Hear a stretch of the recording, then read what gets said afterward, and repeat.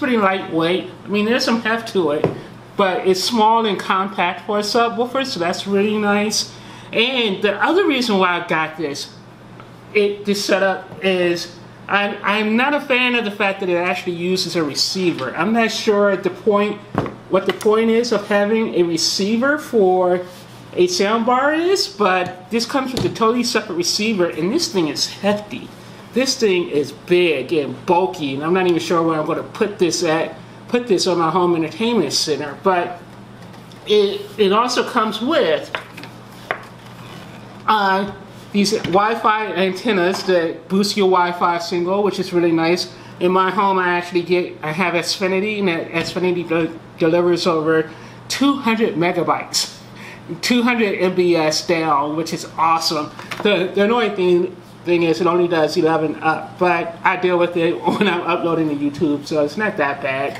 But 200 megabytes down means I stream to my heart's content. But yeah, I really love this thing. This is really nice. So I think setup is going to be kind of a pain in the ass, but I'm hoping it's not.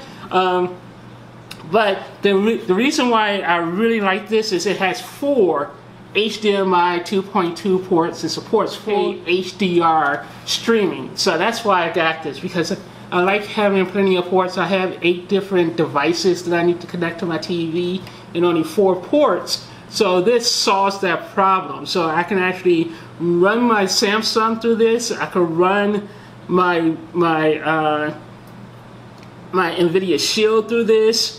And I can run like a Nintendo Switch through this and actually upscale it through this device, or I could connect the Nintendo Switch directly to my TV if I want. So that's really nice, really awesome. And on the front, you have a volume knob. You have a lot of buttons. I really love the fact that it has buttons and stuff. There's a really big LED display right here. And I think when you plug this into your TV, it has a whole on-screen menu system that I'm going to have to figure out how to work. But again, I really love the fact that it has 4 built-in HDMI ports. So I can run everything through this, free up a couple of ports on my TV, and then the HDMI ARC control with my LG remote will control everything via HDMI ARC, which would solve another issue I had, because one day I'm going to have to show you my remote control collection. I have 8 devices. All of them have quote-unquote universal remotes, and none of them work together. So that's really annoying. But once I hook it up to my ARC, then my LG remote works really nicely as a universal smart remote. So I'm looking forward to hooking this thing up. And then over here you have a nice real remote control. And actually, I could use this to control everything as well, because there's a button for Blu-ray, game, cable satellite, TV, stream box. So actually, what I can do, and actually, if you look at the back of this thing, each HDMI port is labeled. So theoretically, if I followed the labels exactly, I could put my NVIDIA Shield into the stream box port. I could put maybe my PS4, I can leave my PS4 hooked up to my TV, put the Xbox One or my Xbox One X when I get it through the game port, and my Samsung Blu-ray 4K drive through this as well. And boom, and then I can control everything with this remote right here. I'll be able to just press the game button, boom, the Xbox will come up. I'll be able to press the BD button, and my UHD will come up. So yeah, I'm looking forward to trying this out. But again, this thing supports full Dolby Atmos surround sound and Dolby DTS:X. So I purchased, again, this just came out maybe a month or so ago, and I picked it up. It retails for like $999, but I picked it up on Amazon for $550. That is a great deal, and especially when you consider almost every soundbar, Dolby Atmos soundbar I looked at, is over $1,000 other than the LG one, and none of them include 4 HDMI inputs. So that's the main reason why I picked this up, because even if the Dolby Atmos is kind of is mediocre to good, I still get the 4 inputs, and I'm pretty sure I'll still love the regular basic surround sound. I'm not an audiophile when it comes to this stuff. I just want the best that I could get. at the time, and something I could use for 4 or 5 years, and this is going to give it to me. So yeah, this is the Onkyo, and I got to look back over here. So this is the Onkyo 3-piece network surround sound bar SB-A500. So I really like this setup. It's going to be nice. I actually did a feeble unboxing, but even I can't post that on YouTube because that feeble unboxing was truly feeble.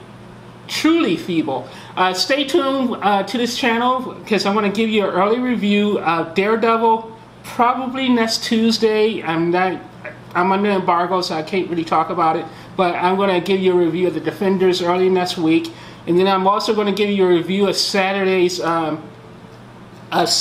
Orphan Black, which was a barn burner. That was an hour of fantastic television, so I need to put that together in the next couple of days. I wish I could show you guys clips and everything, really do slick videos, but YouTube would just block me. So anyway, if you like the content, please hit the subscribe button, please hit the alert button, and everything else, because we have a whole heck of a lot of interviews still to come out from Comic-Con. We talked to over 40 freaking people for 19 different TV shows. I posted the first round last week. I'm going to post some more probably in the next couple of days, and more and more and more. You actually want to see my interview with Jesse L. Martin. That was a really fun interview from The Flash, because I was like, screw The Flash, I want to talk about Rent. And I was trying to convince him to sing a little Seasons of Love for me, but he wasn't having it. But you got to give me points for trying. I think I was pissing everyone else around at the round table off, because you know what, they're not going to tell us anything about the season, so you got to get them to talk about something else. And I love Rent, and I was surprised to find out Jesse L. Martin was in the original cast. So yeah, actually I may watch Rent on this thing. So I'm going to set this up maybe tonight. Actually, I got to watch the rest of the Defenders tonight. So I'll probably set this up maybe Friday. And I'll do some reviews and maybe a walkthrough video on what the setup of this was like. But yeah, I like this. This is pretty awesome. And I would highly recommend it. Oh, and it also has built-in apps that it supports. So it supports Spotify, Tidal, Pandora, Deezer, whatever that is. But they have their Spotify. And one of the things I'm going to end up doing is I'm going to end up getting a Google Home set up next week with my birthday money. Because Best Buy gives me 10% off, and I have like an $80 credit at Best Buy, $80 gift card at Best Buy that I have to use in the next 3 weeks. And I own everything except one of those little assistants. So yeah, the Google Home may be, I may do an unboxing in the Google Home next week or in the next couple of weeks. So anyway, talk to you guys later. Bye.